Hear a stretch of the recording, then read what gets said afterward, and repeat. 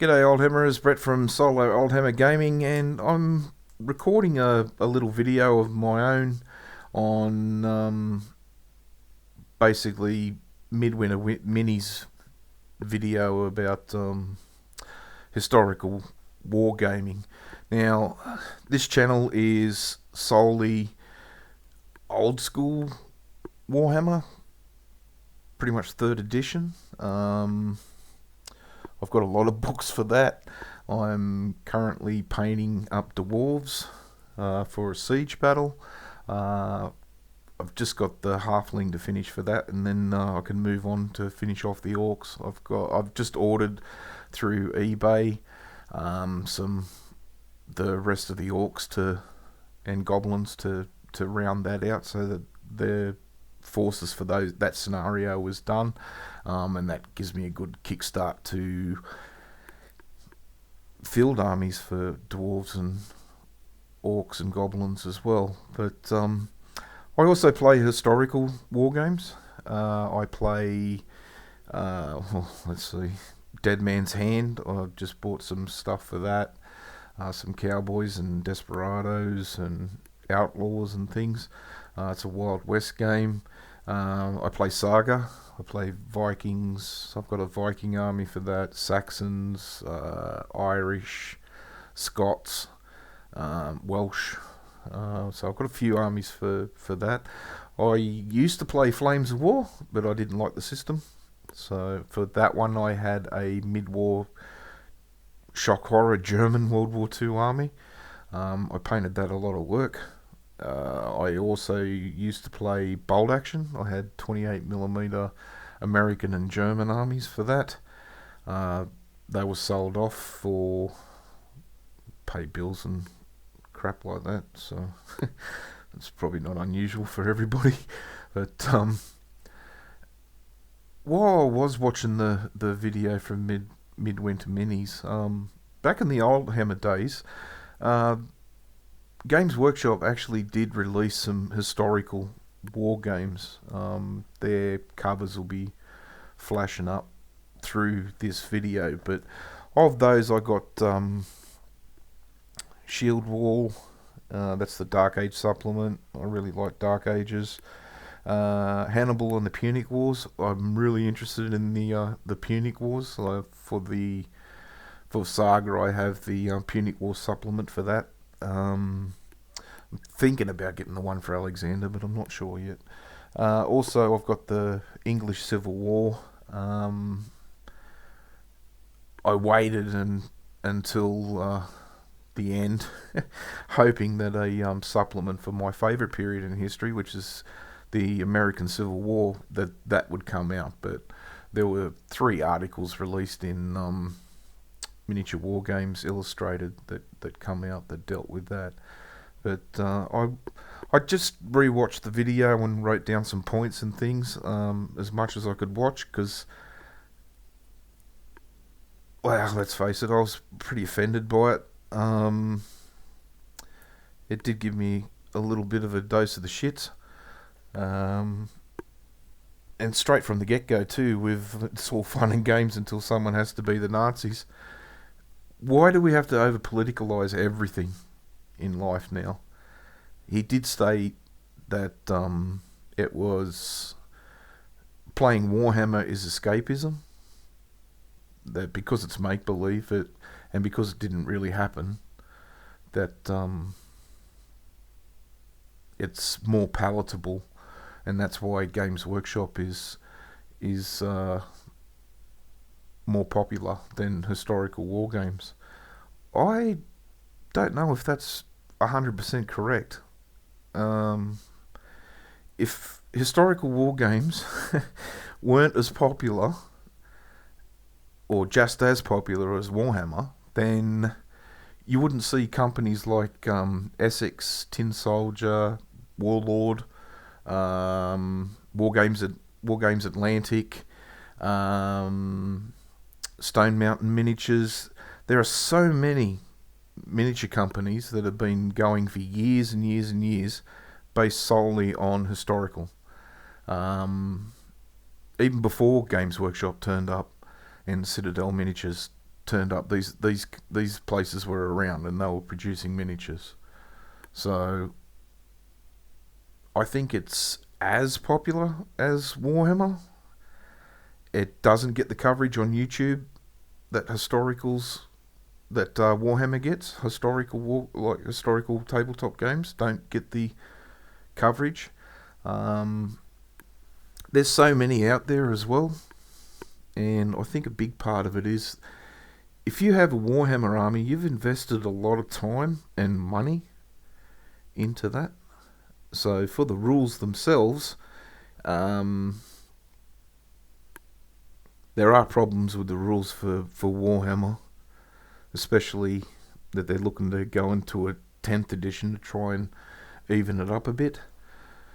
That there is that problem, and he did state in the video that bold action is the better rules than Warhammer, but people don't drop Warhammer because you have invested a lot of time and, well, let's face it, a lot of bloody money into building your army that you want.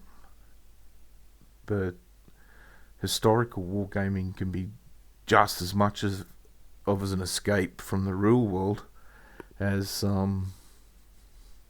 what fantasy and science fiction gaming can be. I love my 3rd edition stuff. I really, really do.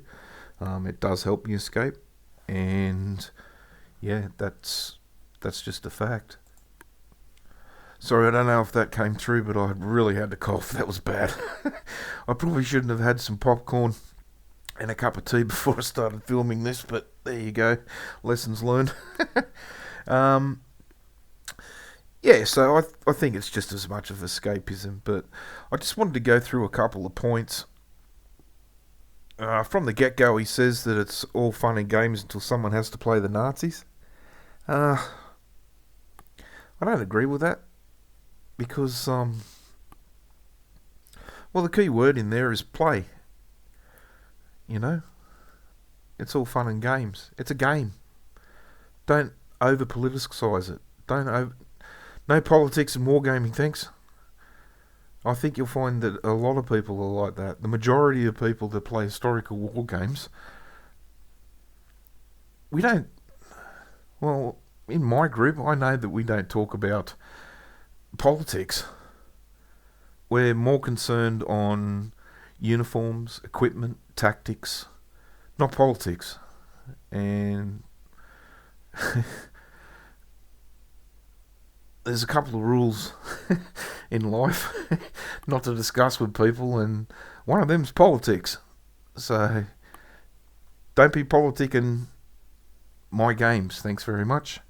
I really liked your videos on old school painting of Space Wolves and the Orcs and that from the 2nd edition, like Warhammer 40k. That was awesome. But I've just noticed the last few videos have had the politics creeping in, and I don't like it. So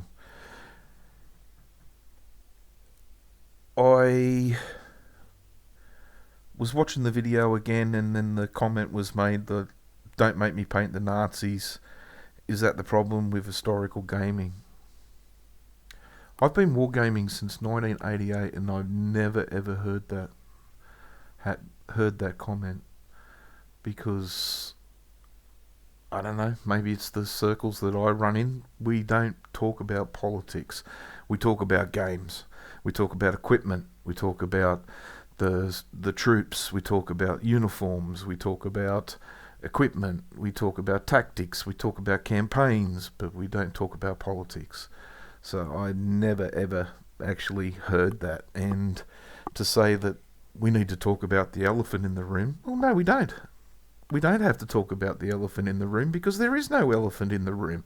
Stop over-politicising games. You know, not everything has to be politicised. That's the elephant in the room, is politicising stuff. More paint, less politics. Is historical wargaming more affordable? Bloody oath it is. It friggin' is. You can historically wargame in so many different scales that make it cheaper and make it less room than what you can for 40k that it's ridiculous. You can go from 2 millimeter to 54 millimeter. You know, 20 millimeter plastic, so like 1/72, 1/76 scale. You can get those. You can get it $16. You can get 50 troops from that. And yeah, the painting techniques are a little bit different. But because it's bendable plastic, and you don't want to spend all that bloody time on that and then have it friggin' chip off. That sucks. So yeah, that's the thing as well. Are Games Workshop miniatures beautiful and nice to paint? Yeah, they are. If they weren't, then I wouldn't be painting Blood Bowl, 40k, a lot of the Oldhammer stuff. I wouldn't be painting it if it wasn't enjoyable. But it's just as enjoyable painting historicals for me, especially American Civil War, which is my favouriteest period in history. That's the period in history that gets me, and history is never ever. History is never ever picture perfect. Never ever. There's always a different point of view. So they also said that historicals are easy to paint. Well, I don't agree with that. I don't think historicals are easier to paint. Sure, there's some things that are easier to paint, like if you're doing Desert Rats, Deutsche Afrika Korps, sand colours, there you go. But trying to paint a P-dot camouflage on certain troops, that's not easy. Getting that all to blend nicely is not easy. Some of the camouflage patterns from different armies, Napoleonics, let's face it, Napoleonics is not a walk in the park to paint. Even American Civil War, some of the Zouave units from the federal side, even the Louisiana Tigers from the Confederate point of view. Blue stripes on white pants, yeah, brown jackets, red piping, a red fez with a blue tassel. That's not easy to paint. So I don't consider it easier to paint historicals. That's not true.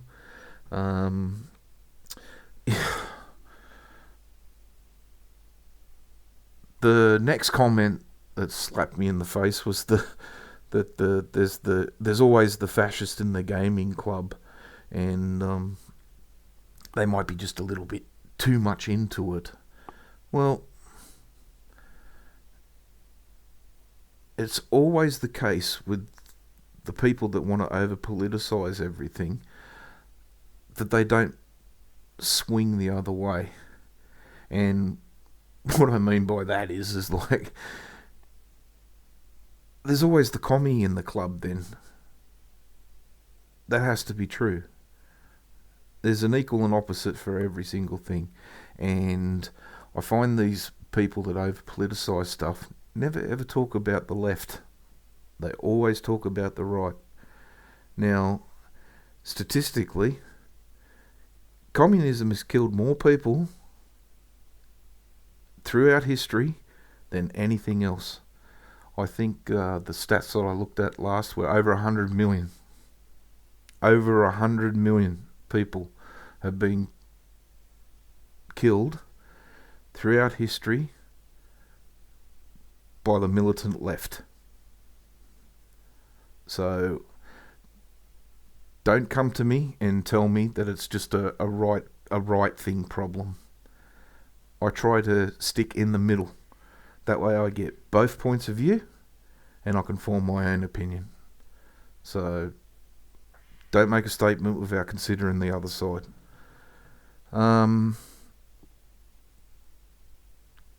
Escapism. I've already spoken about that. The thing that I did find funny, though, was when it come to mentioning the sponsor. That it was World of Warships or something like that. I don't play that game. But why hasn't he got the same questions as that game? I did notice that there was a lot of German ships on the screenshots. There was even a Japanese one on the screenshots. If you wanted to talk about like the Axis, that somebody has to play the Axis because it's historical. That's to come out with those comments at the start that, and then be playing German ships or Axis ships in a computer game. That just makes you out to be a hypocrite. Really. It just, yeah, I was absolutely dumbfounded by that. That was really hypocritical. So, after the hypocritical sponsor, come the next thing about, so why would someone play Germans in bold action or Confederates in American Civil War, I suppose, or any of the other hundreds of inverted commas bad guys in history. I play Check Your Six for World War II aircraft combat, and I just like the look of German aeroplanes. Like, don't get me wrong, I like the look of the Spitfire, Hurricanes. Mustang I'm still out to school on, but the B-17, beautiful plane, absolutely beautiful plane. The lines, just that looks like a bomber. But to me, a 109 or a 190, that looks like a fighter. That looks like a machine to shoot down bombers. They're sleek. The performance is heaps better. Fuel injection. Spitfires and Hurricanes were still working on carburetors at that time in history, like Battle of Britain and things like that. But Mustangs, I don't know. They may have, inverted commas, won the war, but they were still powered by a by a Rolls-Royce Merlin. So that's a British motor. So I always find that quite hilarious. But it comes back to why then is historical wargaming not seen as being as popular as 40k or Games Workshop things? Well, because there's such a multitude of sets of rules out there, like even for American Civil War, there's Fire and Fury, there's Johnny Reb 3, there's Johnny Reb 2, Johnny Reb 1, Volley and Bayonet. What else we got? Brother Against Brother for skirmish, Sharps Practice. So many sets of rules that there's not really that. Oh, Regimental Fire and Fury as well now. There's not really that one set of rules that's hammered out for games like 40k or Fantasy Battle, and that spreads out the people, so to speak. So, but I think it is, and historical gaming doesn't get the hits like 40k do, but there are some really, really good historical channels there, like Tabletop Gaming, Boots on the Table with Dom, I think, and yeah, some of them are really good, really, really good. Like I really like the sharp practice videos. Um, they're out there, but when you've got a content creator saying, "Oh, we're going to try and cover something at least once a month that's not Games Workshop related," then that's not part of the problem. So, I don't know if they put two and two together. When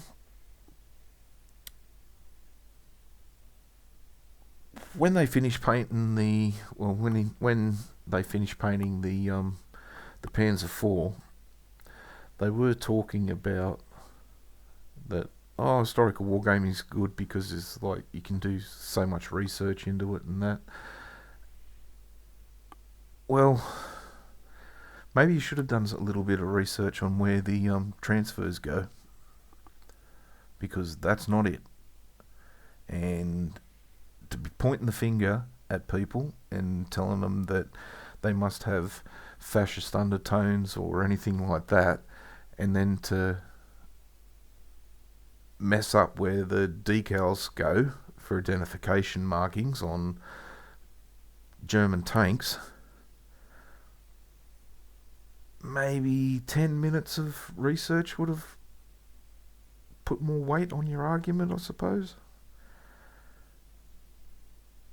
And I can't remember what channel it is, but the dude's got a beard. It's probably the same for a lot of us who got a beard. But Hellstrom Gaming or something. Like, he came out with the comment that I saw was, "Oh, don't be worried about the historical war gamers. You know, they're all just weirdos." Well, I don't particularly watch that channel because it's stuff like that. Weirdos? Dude, I watched you do a stream in Space Marine tights. Now, I haven't got the body for tights. I never have the body for tights. So don't be saying that all historical gamers are just weirdos. Because, yeah, without looking in the mirror.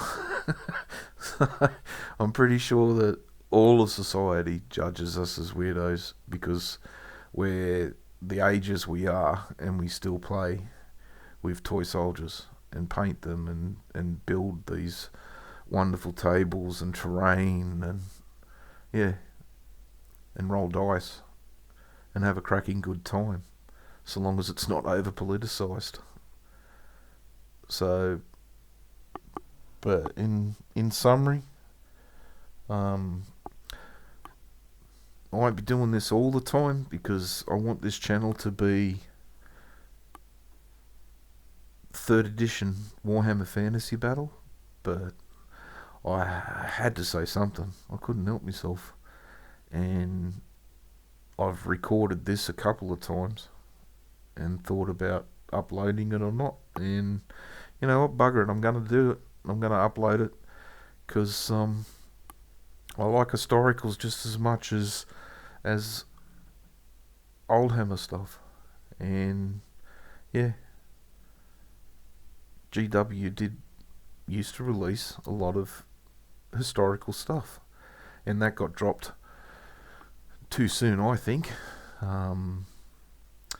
Just after Over the Top came out, I think, which was a supplement for World War One, and I never got it, and I am friggin' still kicking myself that I never got that book. It was only a short time period to actually get it, and yeah, of all the books that GW's done, I've never ever seen that one on eBay, ever. And I think it'd command pretty good bloody money if it did. But yeah, but that's my 2 cents worth.